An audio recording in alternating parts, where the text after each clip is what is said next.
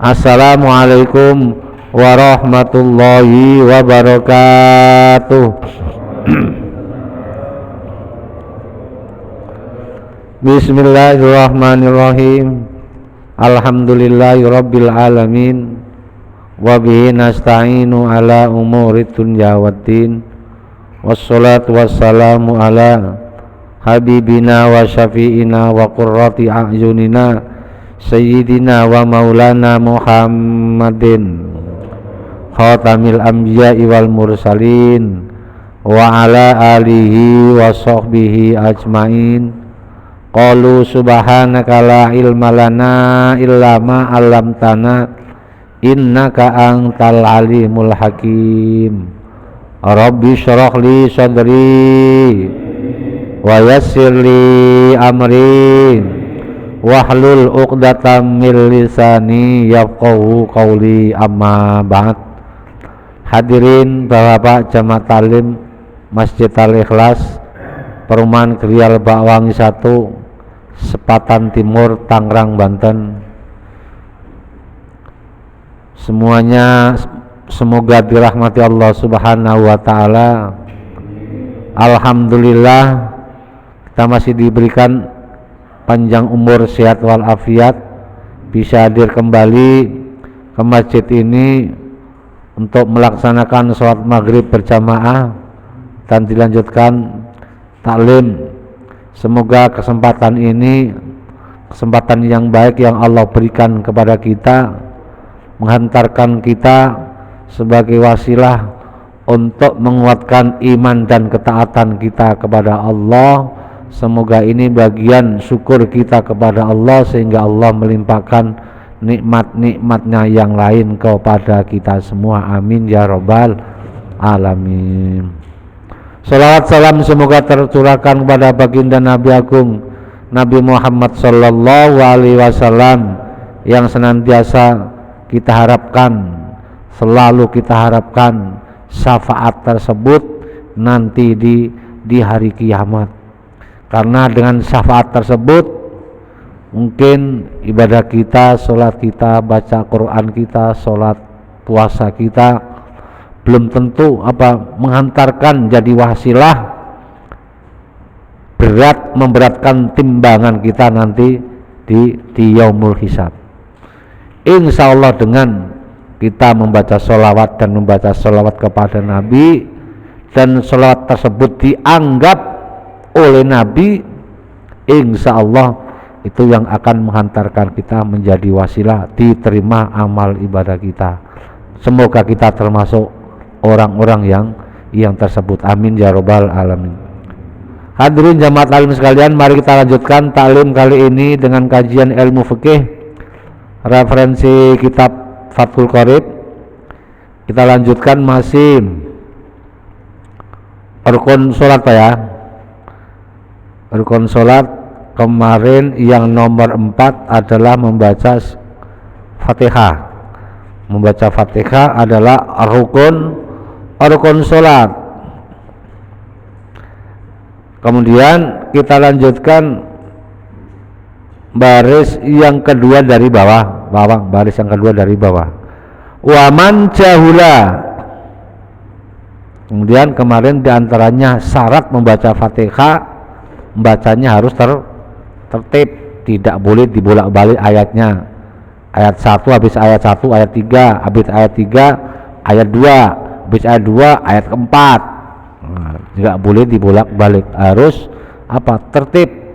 Disambil tertib membacanya harus mutawaliyah, berurutan, sambung menyambung, tidak boleh terpisah dengan bacaan-bacaan yang lain, dan jedahnya juga nggak boleh terlalu lama.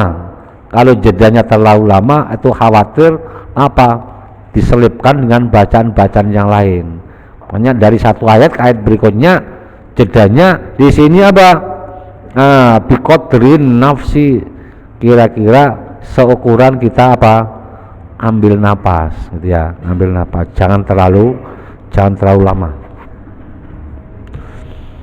Kemudian kita lanjutkan waman jahula al-fatihata, wa ta'adzarat alaihi li'atami muallimin masalan waman lan sapane wong jahula kan ora ngerti sapa man al-fatihata ing Fatihah wa ta'adzarat dan ada alasan alai ing atase man li adam alasannya apa li adami muallimin krana ora anane guru wong kang ngajar masal umpamanya waman jahula al-fatihata jika ada orang yang tidak ngerti baca Fatihah, tidak apa dia bodoh, memang nggak ngerti baca Fatihah, nggak tahu, nggak ngertinya karena apa? Mungkin sejak dia balik dari kecil nggak pernah li adami muallimin, nggak pernah ada yang ngajarin baca Quran, nggak pernah ada yang ngajarin baca Fatihah, denger pun nggak pernah dengar orang baca Fatihah. Itu hidup di mana itu Pak? Orang nggak pernah dengar orang baca Fatihah. Hidup di mana itu ya kira-kira? Di kutub utara kali ya. Dia tinggal sendirian. Sampai separah itu. Ini kan umpamanya. Ya, umpamanya. Seandainya terjadi seperti itu, dia nggak bisa membaca Fatihah karena emang nggak ngerti. Karena nggak ada orang yang ngajarin. Bagaimana caranya? Nah ini solusinya. Wa asana ghairaha minal Qur'ani. Dia nggak bisa baca Fatihah tapi bisa baca ayat-ayat yang lain selain Fatihah minal Qur'ani. Bisa baca surat-surat yang lain. Tapi bacanya nggak full. Qul a'udzu birabbin nas, hanya satu ayat. Qul a'udzu birabbil falaq, satu ayat itu doang, yang lain nggak hafal. Qul huwallahu ahad, satu ayat. Solusinya wajib alai sabu ayatin, jadi membaca ayat yang lain dari Quran apa yang kira-kira apa panjangnya seperti baca surat Fatihah.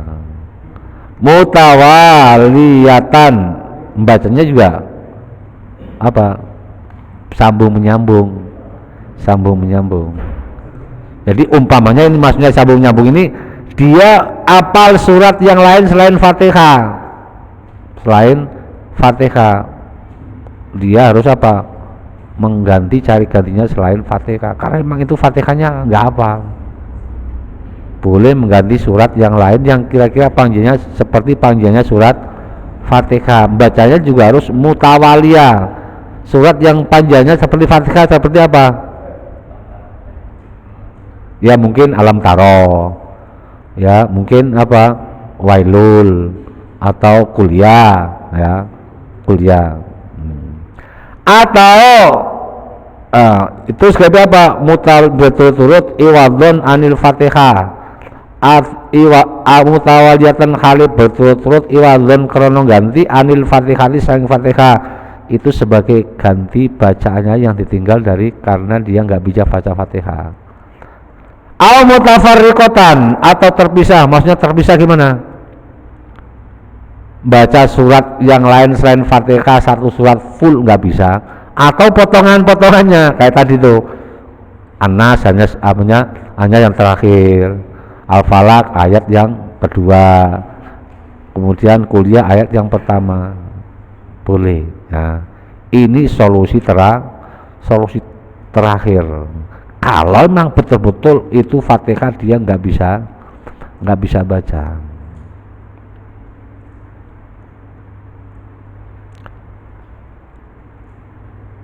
Nah, kemudian bagaimana itu seandainya terjadi di orang-orang yang kita saksikan, seandainya sampai benar-benar orang nggak bisa baca Fatihah, atau dia bisa membaca Fatihah tapi baca Fatihahnya kurang fasih, ya baca Fatihahnya kurang fasih.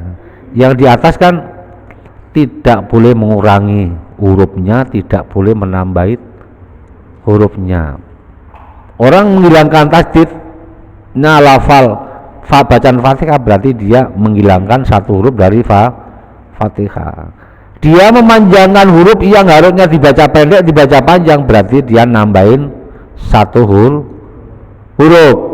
Iya karena butuh harusnya pendek dibaca iya karena abudu, dibaca panjang berarti dia nambahin satu huruf wawu, huruf mat. Nah, seandainya orang yang membacanya Fatihahnya tidak fasih, tidak pas panjang pendeknya, gimana sholatnya sah nggak? Sholatnya sah nggak? Sholatnya tetap sah. Emang kemampuannya dia seperti itu, kemampuannya seperti itu. Tapi tidak cukup hanya seperti itu, harus apa? Berusaha memperbaiki bacaannya. Karena mengutip dari hadis Nabi, orang yang baca Al-Quran dengan terbata-bata, maksudnya terbata-bata apa? Bacanya kurang fasih, kurang pas sesuai dengan ilmu tajwidnya, kurang tartil, dia masih mendapat pahala baik dibaca di luar sholat maupun di dalam sholat. Kemudian menurut Imam Nawawi,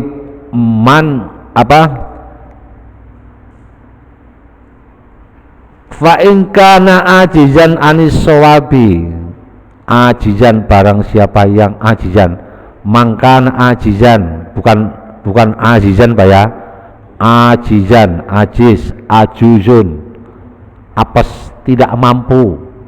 Makanya Pak Izan mana ada nggak namanya ajizan apa ajizan? Kalau ajizan maknanya perkasa, kuat ya. Tapi kalau ajizan sebaliknya lemah, lembek, apes, apes. Ya, loyo, kau tahu Pak loyo? Ya, nggak bisa bangun, itu ajizan, ya.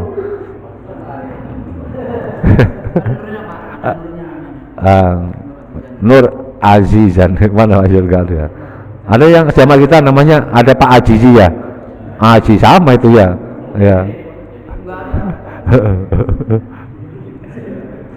Bukan Zaini ya, Zaini ya, nah, Zaini. Wah, Ahmad Zaini. Artinya Pak Zaini itu perhiasan. Perhiasan yang indah. Zayyinu buyutakum bis-sholati wa qiraatil Qur'an. Hiasilah rumahmu dengan sholat dan membaca Quran sesuai dengan namanya, zayyinu ya. Dialah hiasan bagi keluarganya. Amin. Ya rabbal alamin. Jadi fa in kana ajizan anis shawabi, seandainya orang yang tidak mampu membaca Fatihah dengan benar, tidak mampunya wa anta alumi fa sholatu shahihatun, jadi sholatnya tetap sah, sholatnya tetap sah. Emang kemampuannya seperti itu. Bagaimana kalau orang yang baca Fatihahnya enggak baik, kurang tartil, tidak bagus, dia jadi imam, sah enggak? Sah enggak? Tapi itu shahihatun fi nafsihi, sah untuk dirinya sendiri. Kalau dia jadi imam dengan catatan makmumnya sebangsa dia, ya bacaannya seperti dia. Jadi ada orang yang bacanya kurang baik, mungkin dia yang paling baik, ya udah jadiin imam. Itu kalau bacaannya dalam kondisi sholat jahar, sholat jahar. Monggo. Kalau misalnya kita mau sudah sholat fardu nih, misalnya kita jadi imam nih, bangsa kita yang mengikuti imam, terus ada yang kedua tapi ada ustaz gitu, Pak. Terus kita sholat lagi boleh nggak Pak ngikutin Pak Ustaz itu? Nggak usah, berarti kalian sholat dua kali. Kalau sholat fardu, tadi kan sholat jamaah atau sholat sendiri? sholat jamaah, kemudian kurang mantap ikut jamaah lagi, nggak usah. Berarti samban apa ragu-ragu tadi sholatnya malahan, ya nggak usah, udah cukup ya tadi yang kita kerjakan sholat seperti itu, ya udah cukup seperti itu, ya nggak usah mengulangi sholatnya lagi, gitu Pak ya. Ya kembali lagi, kalau umpamanya orang yang bacaan Fatihahnya itu kurang baik, kurang fasih, dia dijadiin imam dengan catatan jangan sholat jahar. Kalau sholat siri, tapi ya dengan catatan lagi, kalau kita sudah tahu kondisinya orang itu bacaan tidak baik, jangan dijadikan imam baik sholat yang jahar maupun sholat siri. Kembali lagi, kemudian watasihu imamatu limislihi, makmum yang mengikuti di belakangnya sah, tapi dengan catatan bacaannya setara dengan orang tadi, bacaannya setara dengan orang tadi. Ya monggo. Yo. Ya.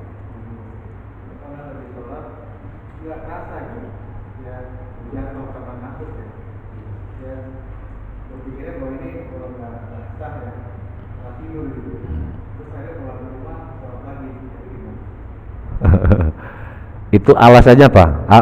Alasannya dia mungkin tadi ngantuk gitu ya, berdiri sambil ngantuk. Saya juga pernah kejadian seperti itu Pak. Pernah kejadian seperti itu, ya mungkin termasuk kondisi kita di ini subuh, mungkin kondisi ngantuk, sholat jamaah ikut ke masjid, imamnya baca suratnya panjang, kemudian seakan-akan enggak sholat subuh aja, kadang sholat Jumat juga seperti itu, berangkat ke masjid seger, begitu sholat jamaah dimulai, sholat Jumat di tengah-tengah, apalagi bukan hanya di khutbah aja, ketika sholat Jumat ada yang ngantuk, berdiri sambil ngantuk, ya sholatnya tetap sah, nggak usah mengulangi sholatnya ya. Nah kembali lagi bahwa itu sholatnya tetap sah, baik makmumnya maupun imamnya, dengan catatan tadi seperti itu. Jadi waman jaula al-fatihata wa ta'adzarat al-adami mu'alimin masalan.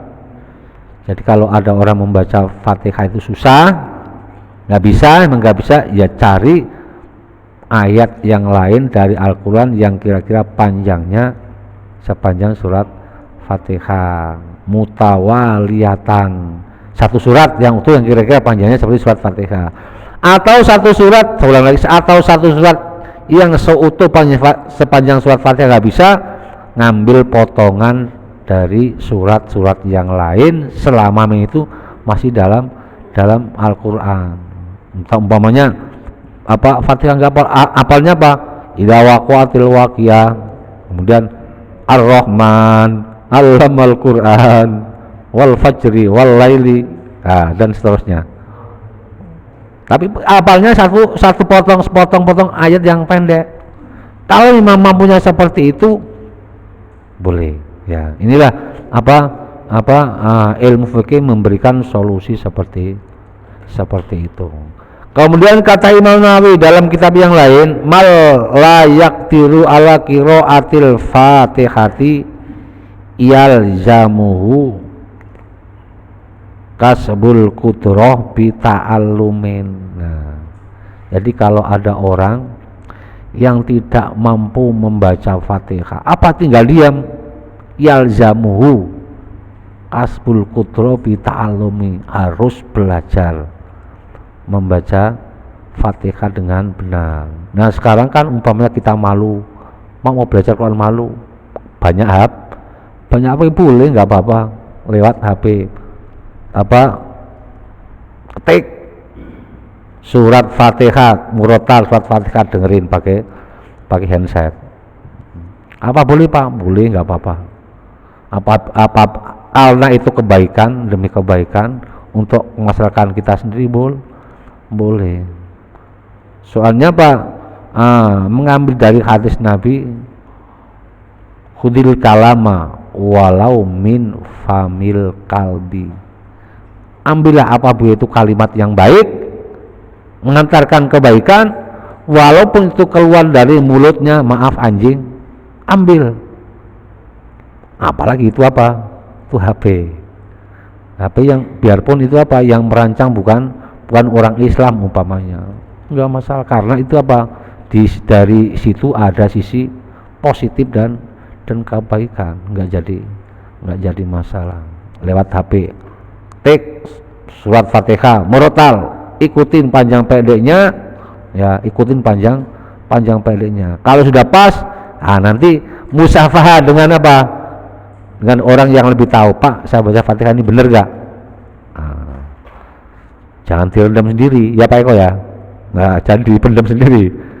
Kalau sudah bacanya kirain saya udah bagus, coba Pak disimak Pak bacaan saya seperti ini. Itu berarti apa? Namanya Pak berusaha untuk mampu. Jadi sini ya jamu wajib. Kalau memang nggak bisa baca, Pak saya kalau baca hafalan ini susah, boleh au ila mushafin yaqra'uwa, Qur'annya taruh depan, dibuka, sholat baca Bismillahirrahmanirrahim. Berarti inilah termasuk dalil membaca, apalagi membaca ayat, membaca Fatihah aja boleh. Berarti termasuk apa? Ini dari Pak Retno DKM ya, membaca Al-Quran ya, di mushaf dibuka, ini enggak jadi masalah. Termasuk ini apa? Dalil yang membolehkan. Ini dari Imam Nawawi, karena Imam Nawawi ini apa? Ashabus Syafi'i, pengikut Imam Syafi'i. Au ila mushafin yaqra'uha, kalau semuanya enggak hafal, memang benar enggak hafal ya, buka Quran ditaruh di depannya. Begitu juga nanti kalau sholat taraweh, jadi untuk imam-imam yang baru terlatih ya Pak ya, belum hafal urut-urutannya, udah buka aja gak apa-apa, buka Quran mulai alakum sampai selesai, nggak jadi masalah. Tujuannya apa? Untuk menghindari kesalahan, bacaan. Yuk.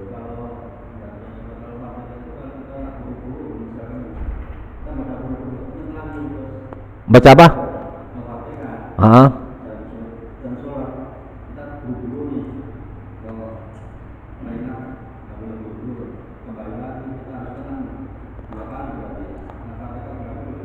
Kalau membacanya buru-buru berarti apa? Asal tidak mengurangi bacaannya panjang pendek. Apanya? Oh, jangan sampai ya, jangan sampai. Usahakan untuk membaca Fatihah setartil mungkin, tapi kalau itu sudah terbiasa, walaupun bacanya cepat, insya Allah tajwidnya nggak akan hilang, panjang pendeknya nggak akan hilang. Kalau itu sudah terbiasa, walaupun dibaca dengan cepat ya. Contohnya dibaca dengan cepat seperti yang sudah menjadi kebiasaan di sholat taraweh, nggak jadi masalah bacanya dengan cepat, nggak jadi masalah. Karena apa?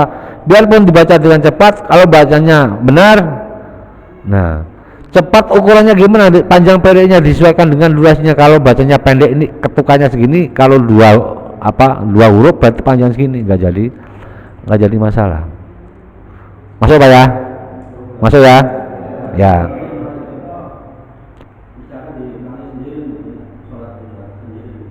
Gimana diulang sendiri gitu? Oh.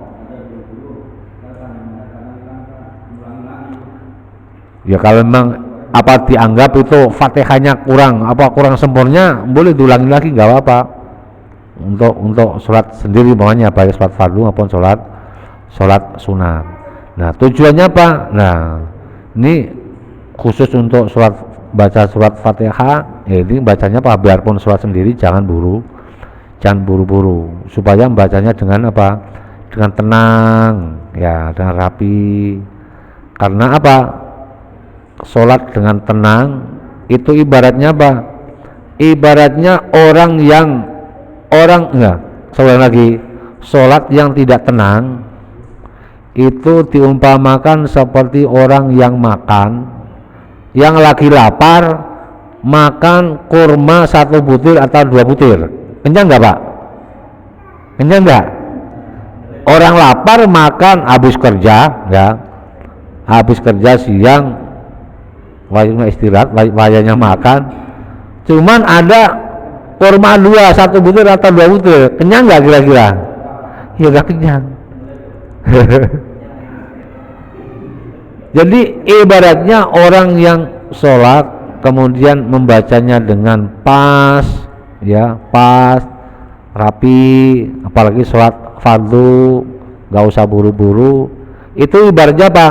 Orang yang lapar kemudian makannya sesuai dengan porsinya, sesuai dengan porsinya. Makan sesuai dengan porsinya, ya berarti yang dimakan itu habis, pas, kenyang.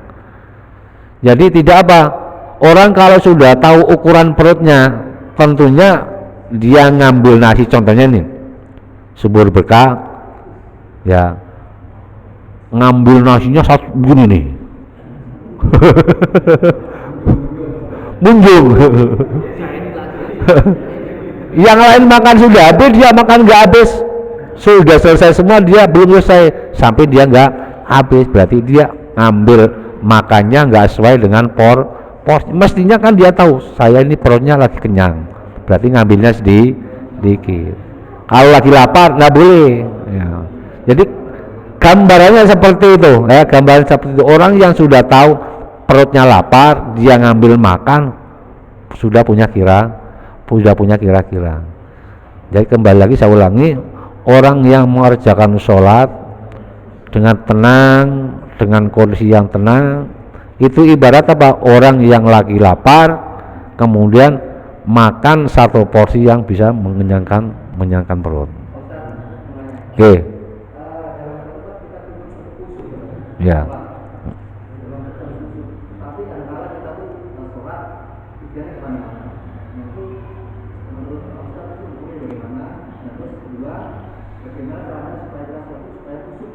Ya. Jadi masalah khusyuk itu istilahnya apa? Qad aflahal mu'minuna alladzina hum fi sholatihim khashi'un.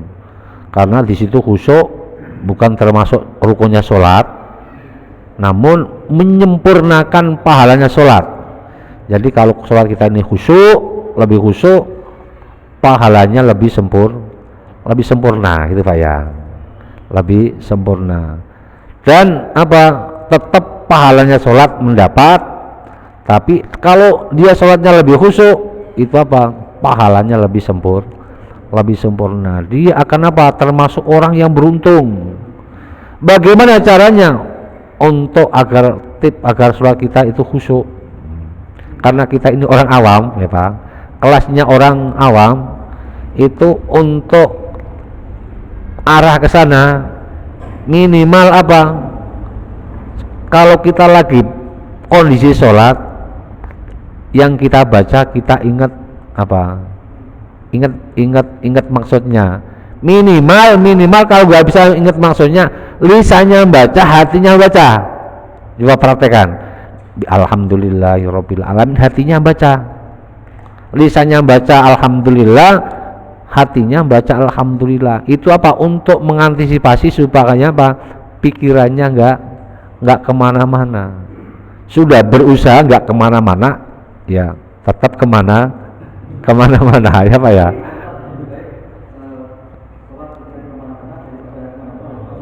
Ya, iya. Tapi kalau menurut apa orang-orang sufi ya Pak ya, orang-orang sufi, khusyuk itu menjadi syarat. Jadi kalau orang sholatnya nggak khusyuk, sholatnya batal. Itu bagi orang-orang sufi. Bagi orang sufi. Karena kita ini orang awam, ya kelas kita ini kelas apa? Kelas awam. Ya penting apa? syarat rukunnya sudah terpenuhi, kemudian kita sambil sedikit demi sedikit ya mempraktekkan apa itu tadi, mengarah ke arah khusyuk. Jadi kembali lagi, orang yang tidak mampu, tidak bisa membaca Al-Quran, itu menurut Imam Nawawi wajib berusaha dengan belajar, baik belajarnya lewat baca Al-Quran karena dia nggak bisa baca hurufnya, lewat dengerin lewat HP atau lewat anak-anak kita. Coba aku ajarin bacaan surat Fatihah bener, insya Allah apa nggak cukup sekali dua kali, mungkin 10 kali baru hafal ya, baru hafal. Tapi kan ada usaha. Fa'in ajaza anil Qur'ani, ini keterangan yang di sini. Fa'in ajaza mongko lamun apes sapa wong anil Qur'ani saking maca Qur'an ata mongko nekake sapa man bidzikrin kelawan dikir badalan sebagai ganti Anda saking Fatihah, bihaisu la yang khusus sekiranya ora ngurangi sapa man an hurufia saking hurufe Fatihah. Fa illam yuksin mengko lamun ora iso ganti iso ngapikake sapa man Qur'anan ing Qur'an wala dzikron waqafa mongko meneng sapa wong qadrol Fatihati kira-kira kadare surat Fatihah. Ya ini kemungkinan juga gitu Pak ya. Seandainya tadi menurut Imam Nawawi seperti itu. Sekarang musonef, jika ada orang nggak bisa membaca Quran, dan masuk Quran ini Fatihah, nggak bisa membaca Fatihah, fa'in ajazan lukani, membaca Fatihah Quran untuk gantinya Fatihah pun nggak bisa. Memang istilahnya Pak, nggak pernah dengar orang baca Quran sehingga dia nggak bisa. Tadi kan suruh baca potongan-potongan ayat dari Al-Quran nggak bisa. Kemudian kalau memang benar-benar nggak bisa, ata bidzikrin, ya udah baca dzikir aja. Dzikir apa? Mungkin bisa tasbih, bisa sholawat, bisa tahlil, Allah, baca dzikir baca tahlil la ilaha illallah, baca tasbih subhanallah. Kira-kira panjangnya sepanjang surat Fatihah, berarti kan pakai perasaan, pakai perkiraan. Kalau memang baca Quran nggak bisa, baca ayat nggak bisa, dzikir pun nggak bisa, waduh keterlaluan amat ya. Keterlaluan amat. Ini saking toleransinya, ilmu fikih saking tingginya, waqafa qadrul Fatihah, ya udah diem aja, kira-kira orang baca Fatihah rampung, ya ikut rampung gitu aja ya. Diam, kira-kira berdiri diam, kira-kira diperkirakan kalau orang baca Fatihah sekian detik, sekian menit. Udah waqafa qadrul Fatihah. Jadi diam aja, kira-kira panjangnya sepanjang baca surat Fatihah. Wa fi ba'din nusakhi, lan ikut tetap sebagian saking redaksi wa qiraatul Fatihati ba'da bismillahirrahmanirrahim. Kalau redaksi yang awal kan wa qiraatul Fatihati wa bismillahirrahmanirrahim ayatun minha. Tapi ini dibalik. Nah, itu cuman redaksi aja.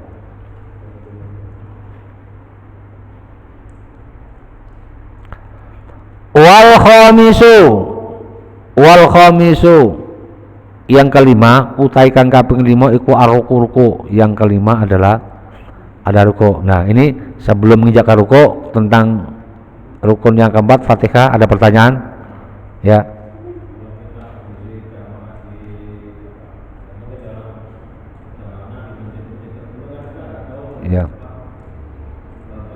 Ya.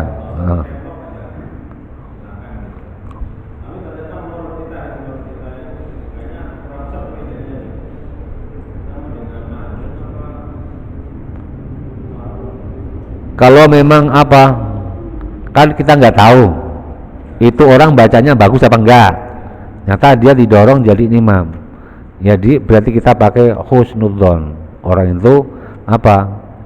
Bacanya semoga bacanya baik. Bacaan Fatihahnya dan bacaan ayat-ayat yang lain. Tapi kalau kita memang ragu, ya udah lebih baik kita apa? Lebih baik kita mufaraqah daripada kita sholat jamaah ragu. Ya, tapi sebaiknya karena itu apa? Apalagi bacanya sholatnya sholat siri, sholat duhur, sholat asar, nggak jadi masalah. Hilangkan rasa keraguan itu. Kita yakin bahwa apa? Sholat jamaah kita sah walaupun orang itu bacanya kurang baik. Ya.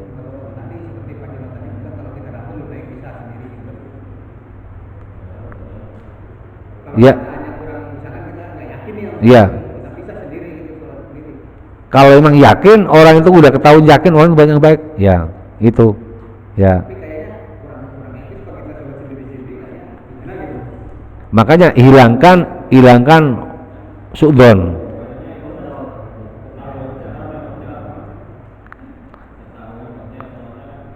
Nah, kalau sudah ketahuan jahar, ya berarti itu orang bacanya sudah apa? Sudah cacat bacaan Fatihahnya terutama. Kalau bacaan Fatihahnya sudah cacat, ya berarti apa? Kita lebih baik apa? Tidak mengikut jamaah dengan orang tersebut. Ya lebih baik apa? Lebih baik mufaraqah. Boleh ya ikut sholat jamaah tapi niatnya mufaraqah untuk menghindari apa? Menghindari perasaan sombong amat orang itu ada sholat jamaah ikut sholat sendiri. Nah gitu Pak ya.